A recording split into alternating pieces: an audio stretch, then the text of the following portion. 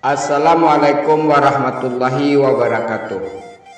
Sambah sujui jo simpuah sabare bungka nampiawai naraculuruh main daun. Indak basisiah jo basibak, indak baigo jo babate.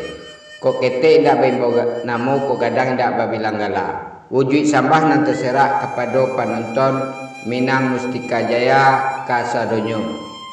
Semoga dunsana ambo nambo cintoi selalu dalam keadaan sehat walafiat dan dilindungi segala aktivitas kegiatan di dunia ko oleh Allah Subhanahu wa taala.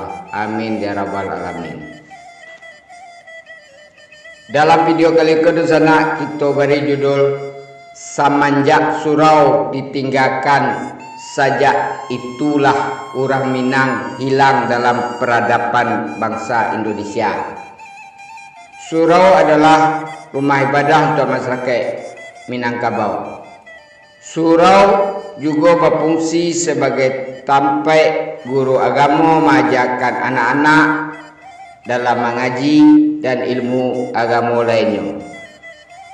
Surau tempat berkumpulnya masyarakat dan merupakan pusat kegiatan keagamaan.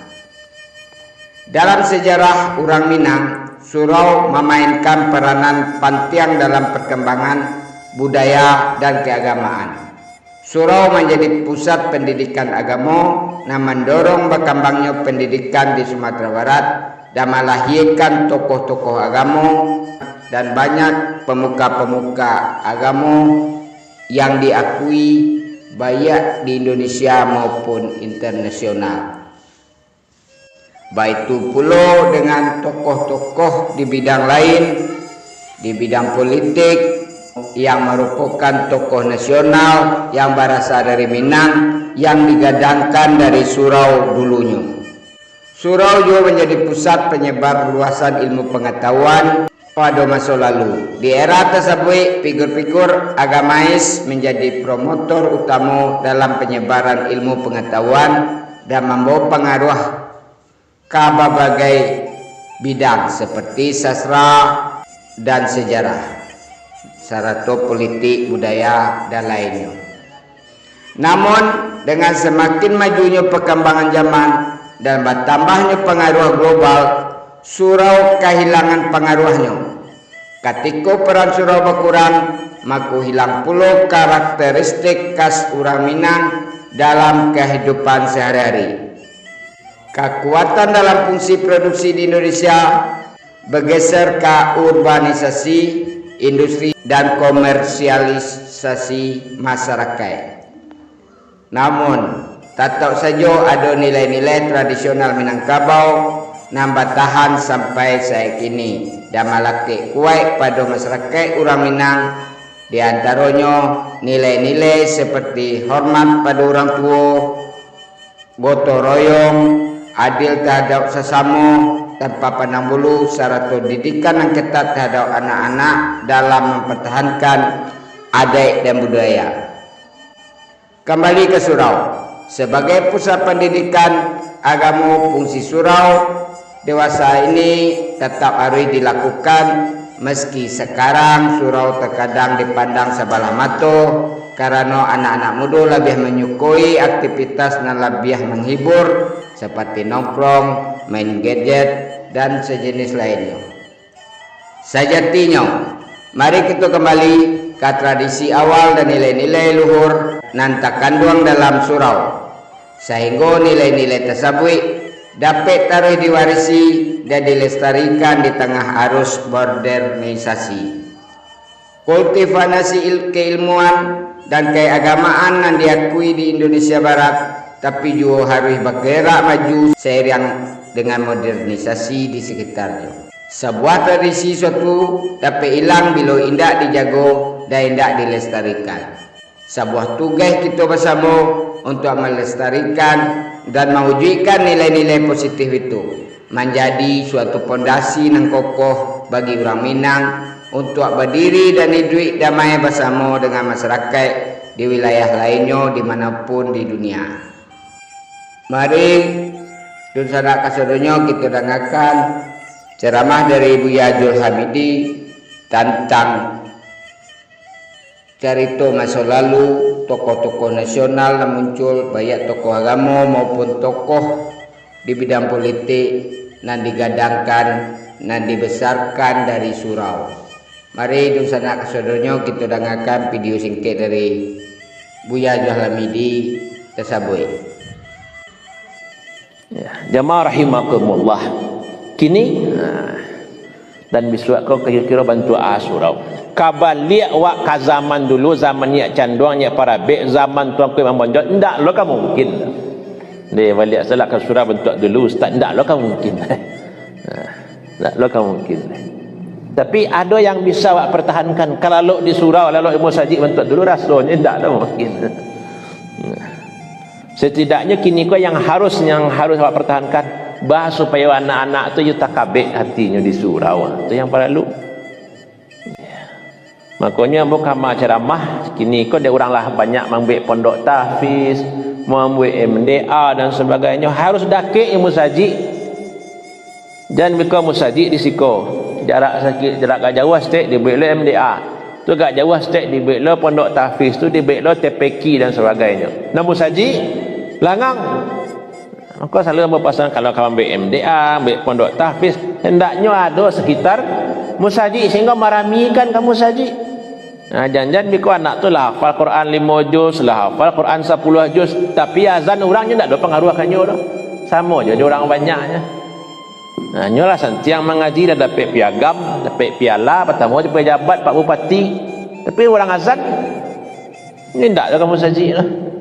Jadi kini bawa mengabek hati anak-anak awak tu kamu sajik tu yang perlu awak usahakan.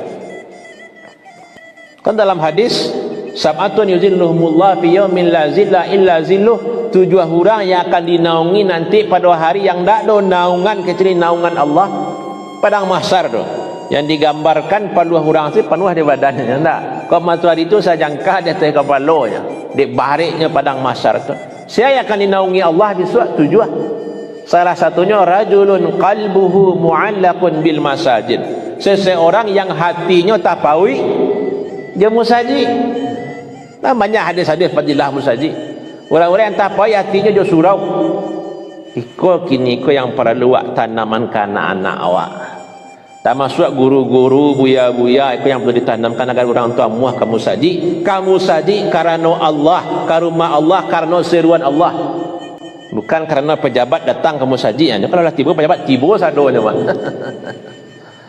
Kalau lah tiba ustaz dan jauh nana dia masuk TV, oh panuah musaji mengurun tuah musaji dia nyoto. Ustaz tu sedang kondang mana kini. Lah pai ustaz tu lain azan musaji. Lain kan. Seruan bantu azan dia bantu itu je baru nak berubah kan. Musajid tu rumah Allah je. Jadi bas supaya awak ku istiqamah ke musajid, hati itu tapawi di musajid. Kau yang perlu tari awak usahakan.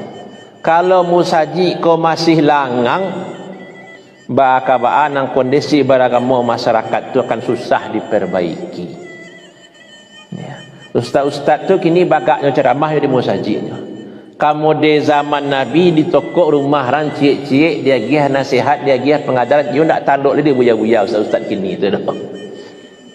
You nak nama kamu saji kau lah yang bisa diceramah. Kalau rancaknya kan iya model itu, payah ke rumah orang dia nasihati orang, baca cerita orang. Dan dakwah itu sawananya mah. Kalau dia lihat zaman Rasulullah, zaman sahabat dulu, ya payah ke rumah-rumah orang tu. Tapi kini dah tanduk dakwah di musajid kan bisa ceramahnya. Jadi kalau lah musajid tu langang awak nak kamu musajid, you tak pernah dengar ceramah. Kan banyak di TV, ustaz di radio. Ya lu bertamu dia boleh. Orang saja rajin-rajin mencari HP, kuah tambah rajin sembahyang kamu musajid aja ndak dulu. Dia lah menonton, saya di rumah ceramah ustaz lawak-lawak, ustaz lucu-lucu, ustaz santiang-santiang, ustaz hebat-hebat. Ada kamu musajid saya pengananya kini atau ya jarang lah tu. Jadi dengar ceramah kali 5 minit tu dah lewat dek kelan orang bertelanjang, orang berjoget, orang menari nampak je. Ala-laleh pun sadonya kan itu kadang-kadang terjadi. Maksudnya di HP, kau HP dia sakuan untuk sebentar dia calik aku. Sarugo lain narako, lailo dicalik Soekarno, Soekarni tiba je. Maka ndak ada caranya lain. Awak tu mengharus mendaki anati je musajid, membawa anak cucu awak ke musajid, kalaulah berhasil awak mengambil hati anak cucu ku musaji, yakin nak ba surau bisuat ba musaji bisuat, insyaallah lebih rancak daripada zaman awak. Itu yang harus awak usahakan. Itulah dosa nak kesedonyo basonyo kita hari kembali memfungsikan surau seperti masa lalu yang akan memunculkan manusia-manusia beradab, yang memunculkan tokoh-tokoh nasional, yang memunculkan tokoh-tokoh agama, sehingga orang Minang tetap menjadi orang yang punya karakter tinggi, yang punya nilai keagamaan yang kuat, sehingga tetap dipandang hormat oleh daerah lain atau bangsa lain.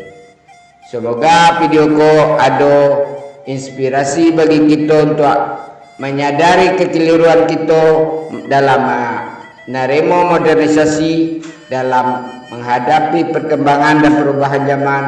Mari kita balik ke surau sehingga bekal hidup generasi muda kita ke depannya tetap memiliki karakteristik sebagai orang Minang. Mohon maaf atas segala kekurangannya di sana. Komentar, kritik dan saran silakan ditulis dan kita bersobok di video selanjutnya. Wassalamualaikum warahmatullahi wabarakatuh.